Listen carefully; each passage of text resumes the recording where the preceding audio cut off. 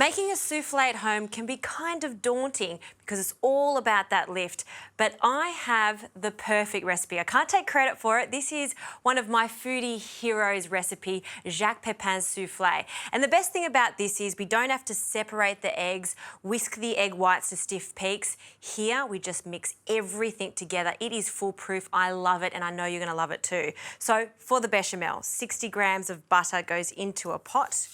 You want to allow that to melt. And whenever you're making a bechamel, it's equal amounts of butter to flour. So 60 grams of flour, plain flour for this. Add that. And when you combine butter and flour together, this is called a roux. So we're going to mix that in. And you want to cook off the rawness of the flour. You don't want to start incorporating your milk too quickly. So stirring that through, allowing it to bubble away. You don't want it to be too hot, so I'll turn that heat down so we've got control. Great. And once it's this blonde colour, I'm going to take out our wooden spoon and transfer over to a whisk, and we'll slowly incorporate our milk. So we've got 2 cups of milk here. Little by little, we add our milk.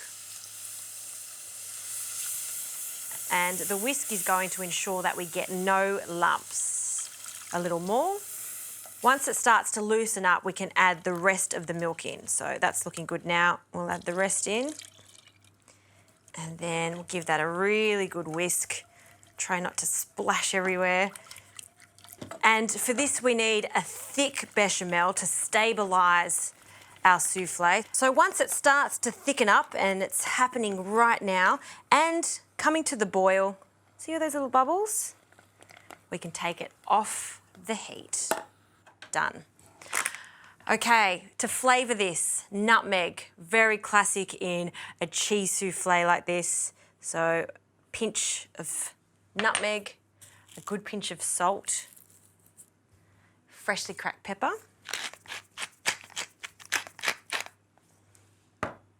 and we'll just incorporate that. And we never want to whisk in really hot bechamel with room temperature eggs. So we're going to pop that to the side and just let that cool down. It doesn't have to be cold, just almost room temperature. So let's crack our eggs. So nice fresh eggs for this. Whole eggs, like I said, we do not need to separate them. And we're going to pop them in a large bowl and whisk them together. You know, for me, eggs is probably one of the most important ingredients to have in your fridge because they're versatile. You can do so much with them. It's not just for breakfast. I always remember coming home and Mum, if there was nothing in the fridge, Mum would be able to make an amazing meal out of eggs, just like a souffle. Now, Mum's souffle was a little more complicated than this one, and don't tell her, but I think this one might even be better. I hope she's not watching. Okay, I'm going to use another whisk now. Break up our eggs and whisk that together. And that's all we need to do at this stage. So we're going to add our cheese. You can add many varieties of cheeses for this. I'm going to keep it super classic and exactly how Jacques Pepin would do it, which is with some Gruyere cheese and some Parmesan. So a good handful of freshly grated Gruyere cheese. We'll reserve some for the top, along with a generous handful of Parmesan. With a spatula, we'll fold that into our yummy bechamel and we'll incorporate that. And some chives. I like to use chives for this because it's got a really mild onion flavour as opposed to an intense flavour, but you could use spring onions for this too. Just going to finely chop them. You want about a tablespoon's worth, and then into the bechamel.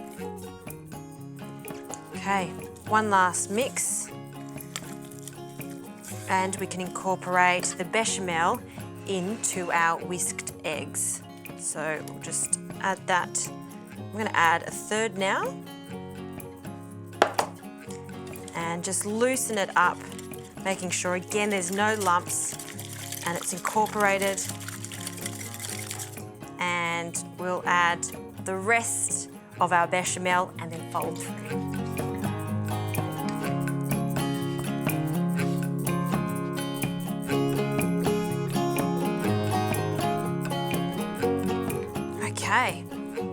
that is looking pretty good. I've greased a gratin dish with lots and lots of butter, and then we'll pour this in. Scrape down all of that soufflé mixture. Nothing will be wasted.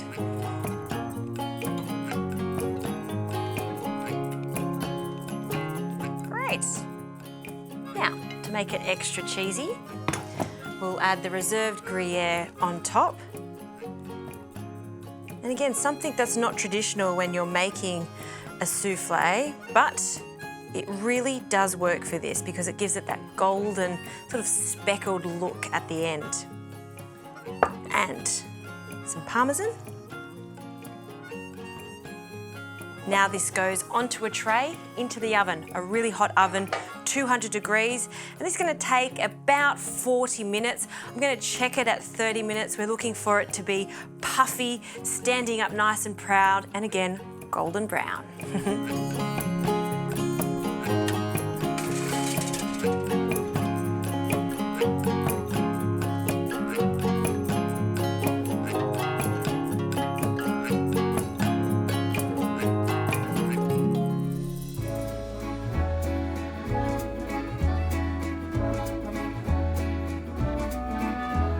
Jacques Pepin, there is a reason why he's the king of French cooking. Look how magnificent this soufflé is, without even separating and whisking all the egg whites. I love this recipe.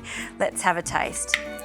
It still is just like an original soufflé. It does deflate, but it just shows you the wonders of eggs and how easy it is to create such a glorious recipe. Look how soft and fluffy it is. Cheese soufflés like this remind me of my childhood. Like I said before, Mum would make this for us, a midweek dinner. It's so fast to do. Jacques Pepin, your soufflé is amazing. Mum, your soufflé is good too, but Jacques, maybe just a little bit better.